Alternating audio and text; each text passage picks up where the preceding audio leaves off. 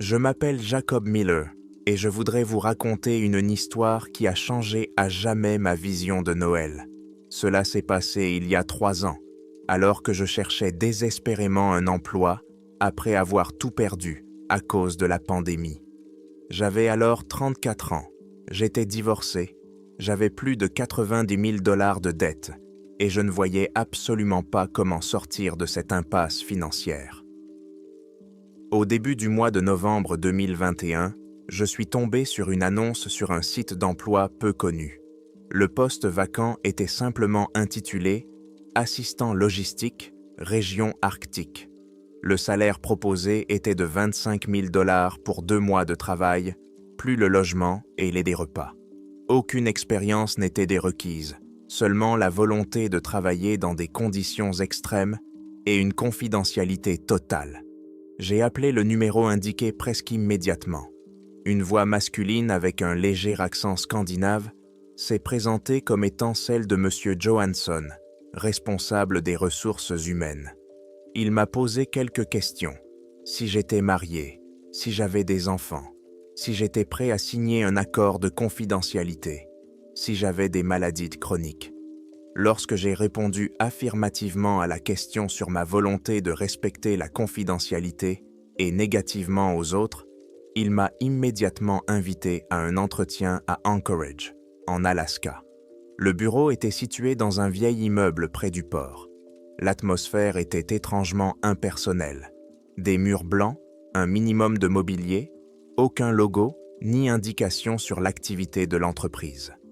Johansson s'est avéré être un homme grand et mince d'une 50aine d'années, avec des yeux bleus perçants et des cheveux blonds grisonnants. Il était vêtu d'un costume gris coûteux et s'exprimait de manière très réservée, choisissant soigneusement ses mots. L'entretien n'a pas duré plus de 20 minutes. Johansson m'a expliqué que l'entreprise fournissait des services exclusifs à des clients extrêmement fortunés et que ma tâche consisterait à aider à organiser la logistique sur une base isolée dans l'Arctique. Le travail commencerait le 1er décembre et se terminerait le 2 janvier. Je serais complètement isolé du monde extérieur, sans téléphone, sans Internet et sans contact avec ma famille. En échange, je recevrais 25 000 $ en espèces à la fin du contrat. J'ai signé les papiers sans même lire les petits caractères. Je n'avais rien à perdre et cette somme me semblait être mon salut. Johansson m'a remis une enveloppe contenant des billets d'avion et des instructions. Départ d'Anchorage pour l'île d'Ellesmere au Canada, puis transfert en hélicoptère vers une base secrète située quelque part au-delà du cercle polaire arctique. Tout était organisé avec une précision effrayante. Le 1er décembre, j'ai pris l'avion pour le nord. Dans le minuscule aéroport d'Ellesmere, un chauffeur taciturne m'attendait et m'a conduit à l'héliport. 4 autres hommes m'y attendaient déjà, tous à peu près de mon âge, tous avec le même regard perdu de ceux qui sont prêts à tout pour de l'argent. Nous ne parlions pas, nous nous regardions seulement, essayant de comprendre dans quoi nous nous étions embarqués. L'hélicoptère n'avait aucun signe distinctif.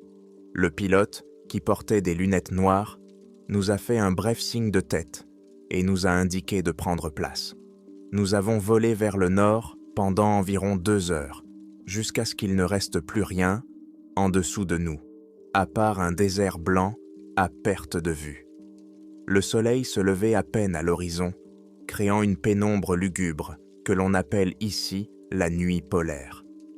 Enfin, la base est apparue devant nous.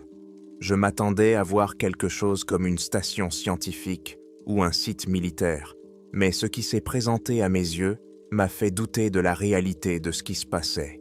Un immense complexe de bâtiments ressemblant à un ancien village scandinave, mais construit à une échelle gigantesque.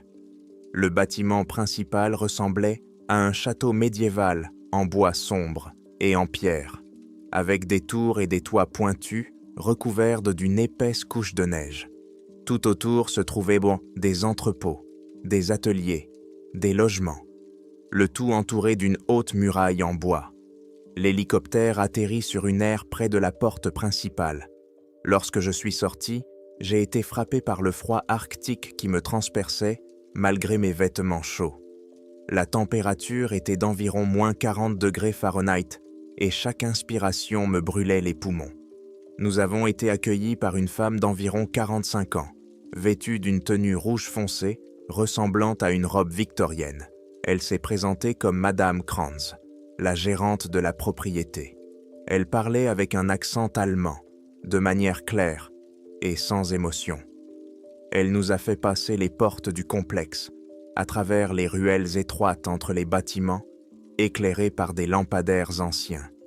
L'atmosphère était surréaliste, comme si nous étions entrés dans un conte de Noël, mais un conte sombre et inquiétant.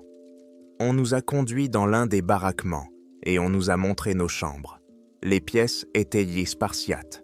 Un lit, une armoire, une petite table, pas de fenêtre. Madame Kranz nous a expliqué l'emploi du temps. Lever à 6 heures du matin, petit déjeuner à 6h30, travail de 7 heures à 17 heures, avec une pause d'1 heure pour le déjeuner, dîner à 8 heures, coucher à 10 heures. Aucune dérogation à l'emploi du temps. Aucune promenade sur le territoire sans autorisation. Aucune question sur les activités de la base. J'ai demandé quand nous rencontrerions notre employeur. Madame Kranz m'a lancé un regard froid et m'a répondu que Monsieur Klaus était très occupé à préparer la saison et qu'il nous rencontrerait quand il le jugerait bon. Monsieur Klaus. J'ai pensé que c'était juste une coïncidence, un jeu de mots amusant. Le lendemain matin, le travail a commencé. Nous avons été répartis en 5 groupes. J'ai été envoyé à l'entrepôt numéro 3 avec un gars nommé Marcus, un ancien marine du Texas. L'entrepôt était un immense bâtiment en bois rempli d'étagères allant jusqu'au plafond. Sur les étagères se trouvaient des cartons, des caisses, des sacs, tous soigneusement marqués de chiffres et de symboles incompréhensibles. Notre chef était un homme de petite taille, à la barbe grise, qui s'est simplement présenté sous le nom d'Elmer. Il nous a expliqué que notre tâche consistait à trier les marchandises entrantes selon un système de classification spéciale et à les préparer pour l'expédition. Le travail était physiquement pénible, mais pas compliqué. Nous transportions des boîtes, scannions des codes barres, rangions tout dans les sections correspondantes. Ce qui m'a mis la puce à l'oreille dès le début, c'est le contenu de certaines boîtes. J'en ai ouvert une par hasard et j'ai découvert à l'intérieur des jouets pour enfants, des ours en peluche, des poupées, des jeux de construction.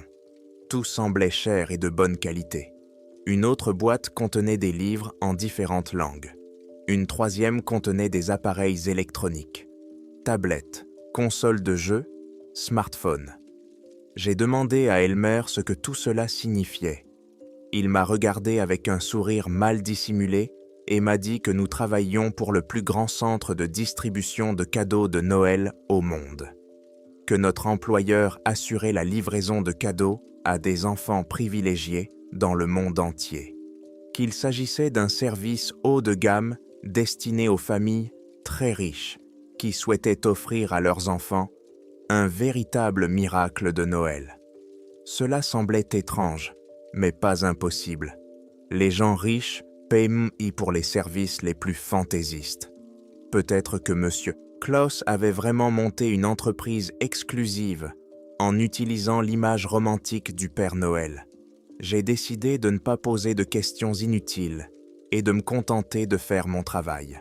Cependant, chaque jour, l'atmosphère sur la base devenait de plus en plus oppressante. Nous ne voyions presque jamais les autres employés, même s'il était évident que le complexe était habité par des dizaines de personnes.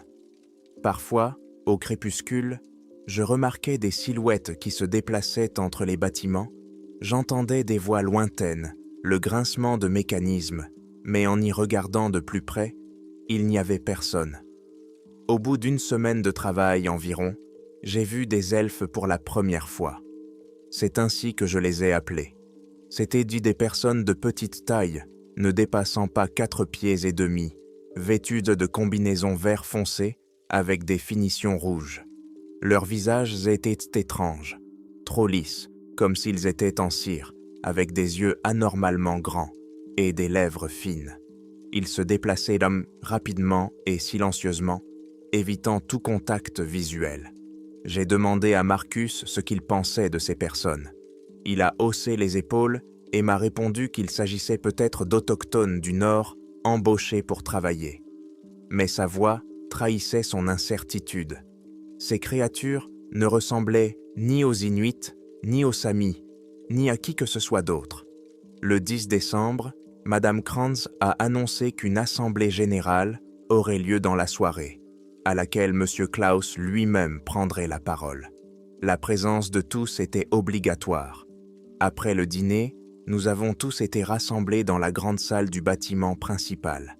C'était une pièce impressionnante, avec de hauts plafonds voûtés, ornés de sculptures sur bois.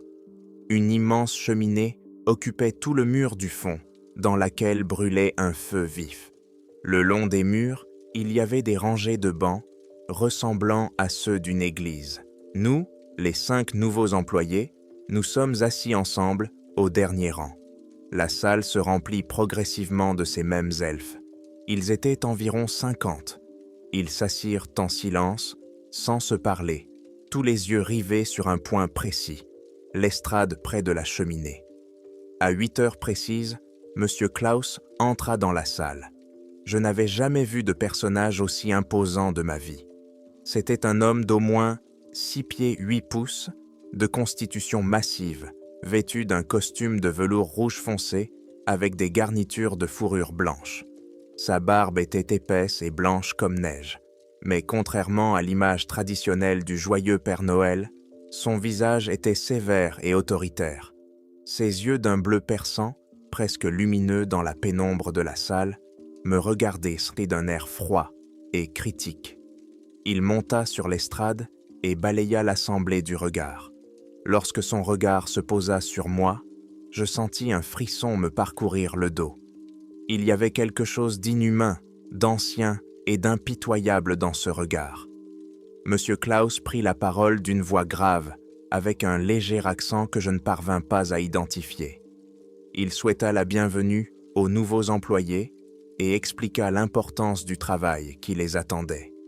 Dans 2 semaines, le 24 décembre, aurait lieu la nuit la plus importante de l'année, la nuit où aurait lieu la grande distribution.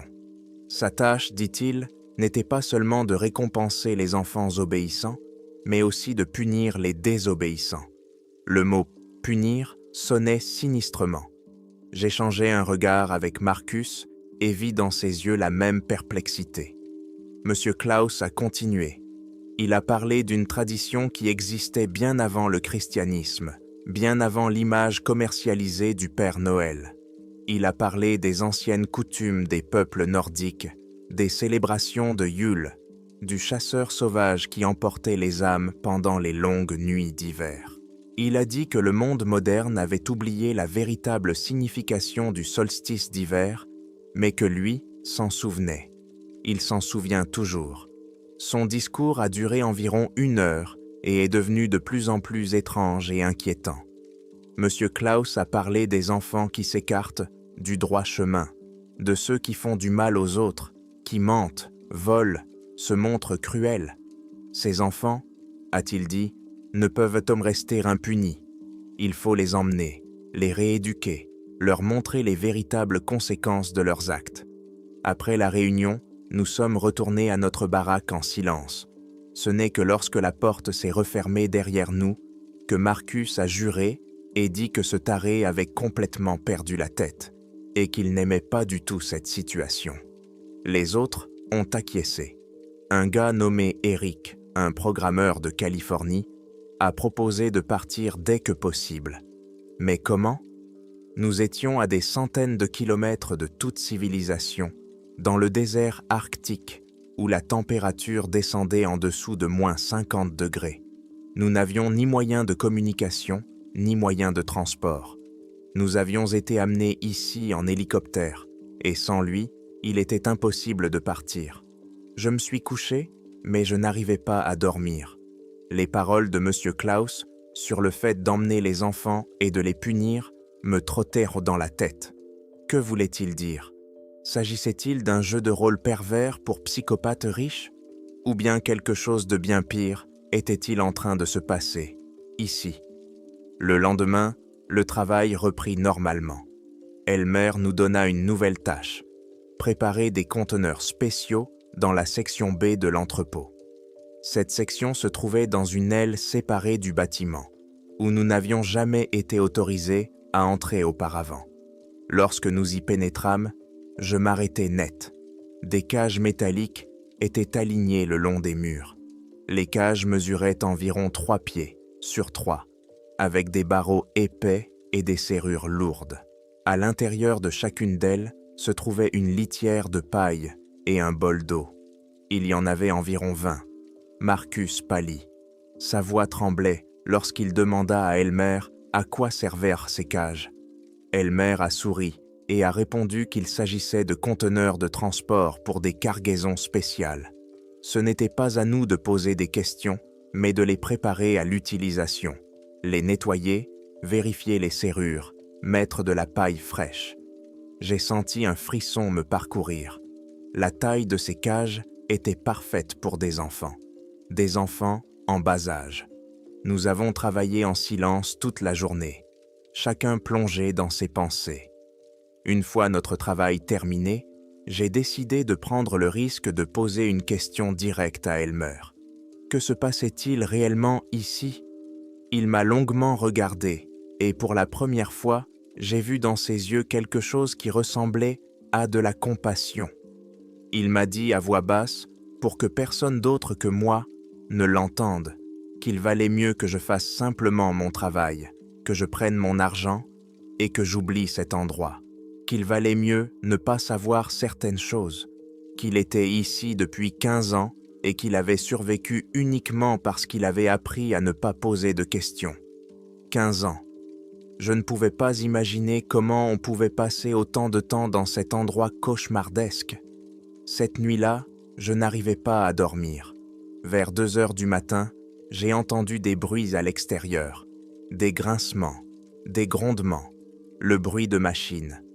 Je me suis levé doucement, j'ai enfilé ma veste et je suis sorti de la baraque. Le terrain était sombre, seuls quelques lampadaires éclairaient les allées. J'ai vu un groupe d'elfes tirer un grand traîneau vers l'un des entrepôts. Le traîneau était ancien, en bois, décoré de sculptures, tiré par 8 énormes cerfs. Mais ces cerfs ne ressemblaient pas à des animaux ordinaires. Ils étaient donc trop grands, presque de la taille de chevaux, avec des cornes ramifiées qui semblaient aussi tranchantes que des couteaux. Leurs yeux brillaient d'un éclat rouge dans l'obscurité et de la vapeur s'échappait de leurs naseaux. Ils avaient d'un l'air agressif et dangereux, rien à voir avec les gentilles reines de Noël des dessins animés. Je regardais les elfes commencer à charger les cages métalliques sur le traîneau. Ils travaillaient rapidement et efficacement, manifestement très expérimentés dans cette tâche. Lorsque toutes les cages furent chargées, M. Klaus apparut. Il portait le même costume rouge, mais il était maintenant recouvert d'une longue cape noire qui flottait au vent. Il tenait dans sa main un long bâton surmonté de quelque chose qui, dans la lumière tamisée, me semblait être un crâne. Il s'assit sur le traîneau, prit les rênes et cria quelque chose dans une langue inconnue. Les rênes s'élancèrent et l'attelage s'éleva dans les airs. Je vis le traîneau monter de plus en plus haut jusqu'à disparaître dans le ciel sombre. Je retournai à la caserne, le cœur battant à tout rompre. Ce que j'avais vu ne pouvait pas être réel. Un traîneau volant, des rênes lumineux, M. Klaus, qui n'était manifestement pas un homme ordinaire. J'ai essayé de trouver une explication rationnelle. Des hallucinations dues au manque de sommeil, une technologie avancée, des effets spéciaux. Mais au fond de moi, je savais que j'avais vu quelque chose de surnaturel. Le lendemain matin, j'ai raconté ce que j'avais vu à Marcus et aux autres. Eric a dit que j'étais fou. Marcus est resté silencieux, mais son visage montrait qu'il me croyait. Un gars nommé Rick, un ancien camionneur du Montana, a dit qu'il avait vu la veille des elfes transportaient de grands sacs dans l'un des sous-sols et qu'une main d'enfant dépassait d'un des sacs. C'en était trop. Nous avons décidé qu'il fallait faire quelque chose. Eric a proposé d'essayer de contacter le monde extérieur, de trouver un émetteur radio ou un téléphone satellite. Marcus a dit qu'il fallait d'abord en savoir plus, comprendre ce qui se passait ici, rassembler des preuves. Au cours des jours suivants, nous avons commencé à explorer secrètement la base. Pendant les pauses, quand personne ne regardait, nous nous faufilions dans les zones interdites, regardions par les fenêtres, écoutions les conversations des elfes. Peu à peu, un tableau terrifiant a commencé à se dessiner devant nous. La base existait depuis des décennies, voire des siècles. Monsieur Klaus n'était pas un homme, mais une créature ancienne, issue des anciennes légendes nordiques. Il emmenait effectivement des enfants, mais pas tous, seulement ceux qu'il considérait comme irrémédiablement mauvais. Des enfants qui montraient donc des signes de cruauté, de sadisme, d'absence totale d'empathie. Des enfants qui, selon lui, deviendraient des monstres. Les elfes étaient de ses serviteurs, liés à lui par d'anciens serments. Ils l'aidaient dans sa mission, préparer la liste, vérifier les informations, organiser la logistique des enlèvements. La plupart des enfants enlevés étaient détenus dans des locaux souterrains, sous le bâtiment principal. Ils étaient rééduqués, contraints de travailler dans des ateliers, et on leur montrait les conséquences de la cruauté à l'aide de techniques psychologiques, voire de magie. Certains finissaient par se corriger et étaient renvoyés chez eux, avec des souvenirs modifiés, sans se souvenir de leur séjour ici. Mais certains ne se corrigeaient pas. Et alors, je ne savais pas ce qui arrivait à ceux qui ne se repentaient pas. Et je ne voulais pas le savoir. Rick a trouvé des archives dans l'un des anciens bâtiments. Elles contenaient des journaux datant de 1820. Page après page, des noms, des dates, des descriptions des fautes commises par les enfants. Des milliers de noms. Beaucoup étaient accompagnés de la mention « corrigé et renvoyé ». Mais beaucoup portaient d'autres mentions « incorrigible »,« envoyé à la casse »,« utilisé dans la production »,« utilisé dans la production ». Ces mots me hantaient. Le 21 décembre, M. Klaus est revenu de son tour. Le traîneau était chargé de sacs. Les sacs bougeaient. Des bruits étouffés s'en échappaient. Je ne pouvais pas me résoudre à regarder les elfes décharger l'attelage et porter les sacs dans la cave. Marcus m'a trouvé dans la baraque le soir. Il était pâle comme la mort. Il m'a dit qu'il avait réussi à se faufiler dans la cave par le conduit d'aération. Il y avait tout un labyrinthe de cellules. Dans certaines d'entre elles, des enfants âgés de 5 à 14 ans, vêtus de robes de grise, travaillaient à des établis et assemblaient dans des jouets. Ils avaient l'air apathique, le regard vide, et bougeaient mais de manière mécanique. Mais le pire était la dernière cellule. Il y avait vu une sorte d'autel sacrificiel entouré de symboles étranges. Et des os, beaucoup de petits os. Nous ne pouvions plus prétendre que nous ne faisions que gagner notre vie. Nous étions complices de quelque chose d'horrible. Il fallait agir. Eric proposa un plan. Le 24 décembre, M. Klaus repartirait en vol pour aller chercher un nouveau groupe d'enfants. La base serait moins surveillée. Nous pourrions essayer de libérer les enfants du sous-sol, de nous emparer de l'hélicoptère et de nous enfuir. C'était une idée folle, mais nous n'avions pas le choix. Le 23 décembre, l'atmosphère à la base était tendue. Tout le monde se préparait pour le grand événement.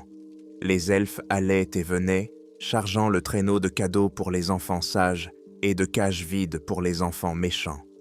Monsieur Klaus se montrait rarement, passant la plupart de son temps dans ses appartements dans la tour du bâtiment principal. Le soir, Madame Krantz nous a convoqués de manière inattendue. Elle nous a dit que Monsieur Klaus voulait nous voir. Une audience privée. Nous nous sommes regardés. Cela ne présageait rien de bon. On nous a conduits dans la tour par un étroit escalier en colimaçon jusqu'au sommet. La chambre de M. Klaus était meublée avec un luxe sombre. De lourds meubles en chêne, des tapisseries anciennes aux murs, une immense table encombrée de cartes et de listes. Lui-même était assis dans un fauteuil massif devant la cheminée, buvant quelque chose dans une coupe en métal. Quand nous sommes entrés, il a levé les yeux. Ses yeux reflétaient dans les flammes et semblaient encore plus inhumains qu'auparavant. Il parlait lentement, pesant chaque mot. Il a dit qu'il savait que nous nous promenions la nuit, que nous étions curieux, que nous avions des doutes. Il a dit qu'il comprenait notre réaction, car nous, les gens modernes, avons perdu le contact avec les vérités anciennes. Nous ne comprenons plus ce qu'est la véritable justice, la véritable punition. Il nous a proposé un choix. Nous pouvions rester ici, devenir des membres, à part entière de son opération, découvrir toute la vérité et l'aider dans sa mission éternelle de maintien de l'équilibre entre le bien et le mal. Il paietait bien ses serviteurs dévoués et nous pourrions vivre dans l'abondance, où nous pouvions partir le 26 décembre, comme prévu, recevoir notre argent et oublier tout ce que nous avions vu. Il utilise son pouvoir pour effacer nos souvenirs des détails, et nous ne nous souviendrons que d'un travail ordinaire dans une base isolée. Mais si nous essayons de l'en empêcher, de révéler son secret, de libérer les enfants, nous le regretterons. Nous le regretterons amèrement. Ce n'était pas une proposition, c'était une menace. Nous sommes retournés à la caserne, chacun plongé dans ses pensées. Marcus a dit qu'il n'allait pas rester les bras croisés, que ses enfants avaient bien besoin d'aide, peu importe ce qu'ils avaient même fait. Ce sont quand même des enfants. Eric a hésité, mais a finalement accepté. Rick aussi. Notre 5e coéquipier, un gars nommé Tom, est resté silencieux. Puis il a dit qu'il n'était pas un héros, qu'il voulait juste toucher son argent et se tirer, que nous étions des idiots de nous lancer là-dedans. Pendant la nuit, Tom a disparu. Nous avons trouvé son lit vide. Nous ne l'avons plus revu. Le 24 décembre, à minuit, M. Klaus est parti pour son tour. Nous avons entendu les rênes hennir, les patins du traîneau grincer, l'attelage s'élever dans le ciel. Nous avons attendu 1 heure pour nous assurer qu'il était bien parti, puis nous sommes de passer à l'action. Marcus, avec sa formation militaire, a dirigé l'opération. Nous nous sommes de faufiler jusqu'au bâtiment principal. La plupart des elfes étaient occupés dans les ateliers à préparer les dernières livraisons de cadeaux. La sécurité était minimale. Nous sommes descendus au sous-sol par l'entrée de service que Marcus avait trouvée auparavant. Les couloirs étaient faiblement éclairés, les murs en pierre nue, froids et humides. Nous marchions silencieusement, à l'affût du moindre bruit. Nous avons finalement atteint les cellules. Derrière les lourdes portes en bois, percées de petites fenêtres, se trouvaient des enfants. Dans la première cellule, il y avait 5 enfants, âgés de 7 à 10 ans. Ils étaient assis sur des lits. Certains dormaient, d'autres regardaient simplement dans le vide. Quand j'ai ouvert la porte, ils n'ont même pas bougé. J'ai essayé de leur parler. Je leur ai dit que nous étions là pour les aider, que nous allions les sortir de là. Ils me regardaient avec des yeux vides, sans émotion. Une fillette d'environ 8 ans, aux longs cheveux bruns, a fini par parler. Sa voix était monotone, mécanique. Elle a dit que nous n'avions rien à faire ici, que M. Klaus allait nous punir, qu'elle méritait d'être ici parce qu'elle avait été méchante, qu'elle avait maltraité sa petite sœur, torturé un chiot, volé les autres enfants. J'ai senti une boule me serrer la gorge. Oui, ces enfants avaient fait des choses horribles, mais il n'en restait peut-être pas moins des enfants. Ils méritaient une chance de se racheter, mais pas comme ça, pas en étant kidnappés, pas en étant enfermés dans cette prison arctique. Nous avons commencé à faire sortir les enfants des cellules. Ils étaient environ 30. Certains suivaient docilement, d'autres résistaient, criant qu'ils ne voulaient mal et pas partir. C'était déchirant. Lorsque nous avons fait sortir les derniers enfants, et que nous nous sommes dirigés vers la sortie, des elfes nous ont barré le chemin. Ils étaient une quinzaine, armés de longs bâtons. Ils nous ont encerclés, silencieux, le visage impénétrable. Marcus a tenté de se frayer un chemin de force. C'était un homme fort, un combattant entraîné, mais les elfes étaient bien plus rapides et plus forts qu'ils n'en avaient l'air. Ils se déplaçaient avec une vitesse et une agilité surhumaines, esquivant facilement les coups et frappant avec précision avec leurs bâtons. 1 minute plus tard, Marcus était allongé sur le sol, se tenant les côtes et crachant du sang. Eric et Rick ont également tenté de résister, mais le résultat fut le même. 2 elfes m'ont attrapé. Leurs mains étaient froides et solides comme des étaux d'acier. Ils nous ont ramenés au sous-sol, dans l'une des cellules du fond. Ils nous ont jetés sur le sol en pierre et ont verrouillé la porte. Je me suis relevé avec difficulté et j'ai vérifié l'état de mes compagnons. Marcus avait les côtes cassées. Eric s'était luxé l'épaule. Rick semblait s'en être tiré avec seulement quelques contusions. Je ressentais moi-même une douleur aiguë dans le côté, là où j'avais été frappé avec un bâton. Nous avons passé plusieurs heures dans cette cellule. Personne n'est venu, personne n'a apporté d'eau ou de nourriture. Nous sommes simplement restés assis dans le noir, essayant de nous réchauffer, conscients d'avoir commis une terrible erreur. Finalement, la porte s'est ouverte. Monsieur Klaus est entré. Il n'avait plus son manteau, mais sa présence était encore plus oppressante dans l'espace confiné de la cellule. Il dégageait une impression de froideur et d'autorité. Il nous a regardés avec une expression que l'on pourrait qualifier de déception.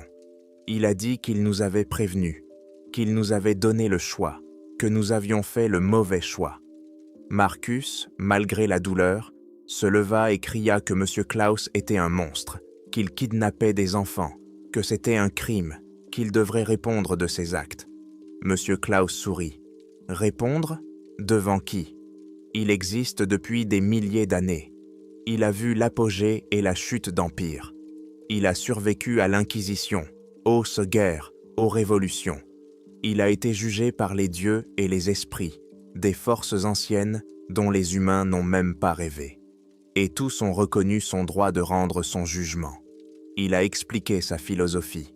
Dans le monde, il y a des enfants qui naissent avec une âme brisée. Ceux qui sont incapables d'empathie, de repentir, d'amour. Si on les laisse faire, ils deviendront des tueurs en série, des tyrans, des violeurs. Ils causeront des souffrances indicibles à des milliers de personnes. N'est-il pas préférable de les arrêter tôt, d'essayer de les corriger, et si cela ne fonctionne pas, au moins de les isoler? Il ne veut pas faire de mal à des innocents, mais ces enfants ne sont pas innocents. Ils ont fait un choix. Même à un jeune âge, ils ont choisi de faire du mal. J'ai demandé ce qu'il advenait de ceux qui ne pouvaient être corrigés.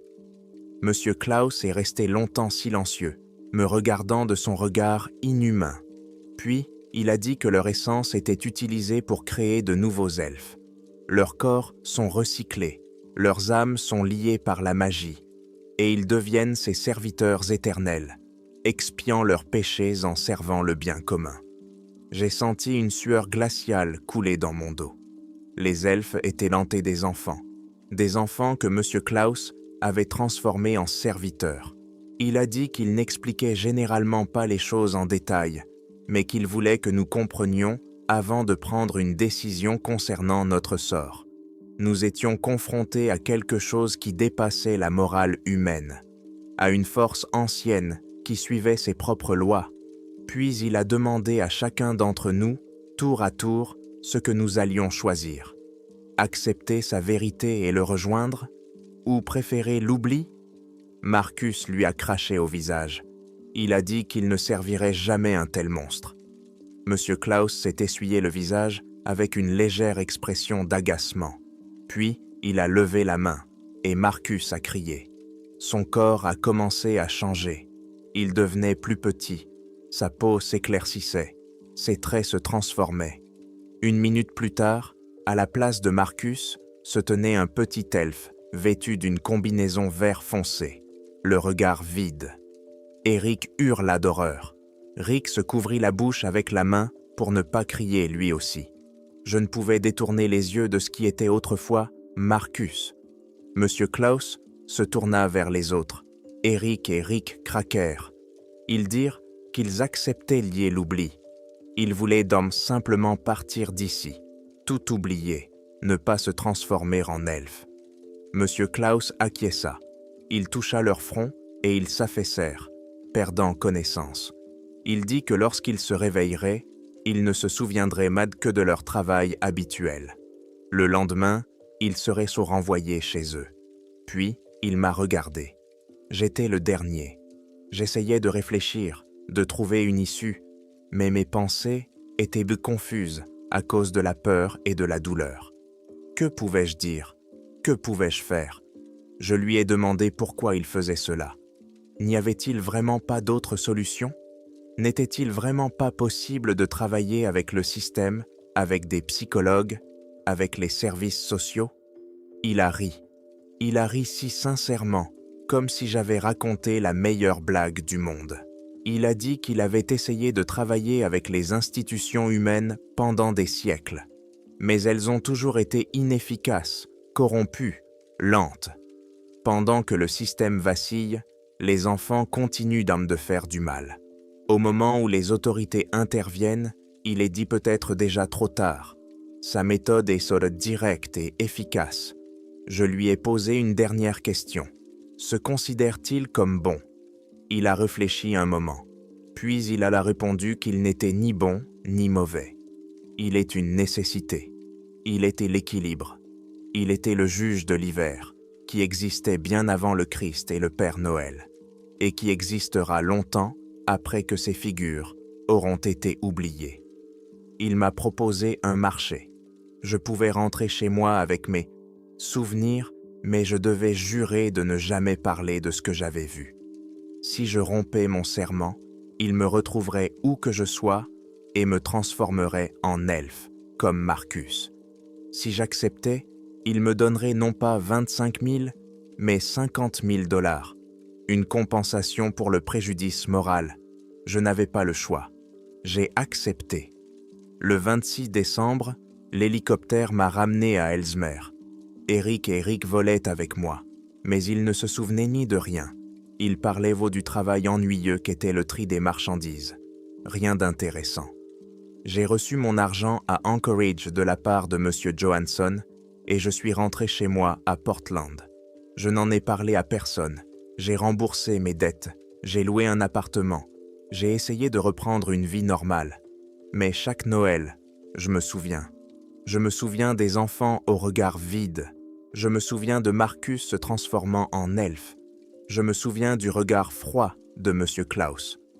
Parfois, quand je vois les informations sur les enfants disparus, je me pose des questions. Certains d'entre eux ont vraiment disparu, sans laisser de traces entre fin décembre et début janvier. Certains étaient méconnus pour leur comportement violent, leur démêlé avec la justice. Est-ce lui? Est-ce Monsieur Klaus qui poursuit sa mission éternelle? Je ne sais pas, je ne le saurai jamais. Tout ce que je sais, c'est qu'il existe une base quelque part au-delà du cercle polaire arctique. Elle abrite une créature ancienne que les gens appelaient autrefois le bouc de Yule, Knecht Ruprecht, Pierre le Noir. Une créature qui, avec le temps, a pris le nom de Père Noël, mais qui a conservé sa nature sombre.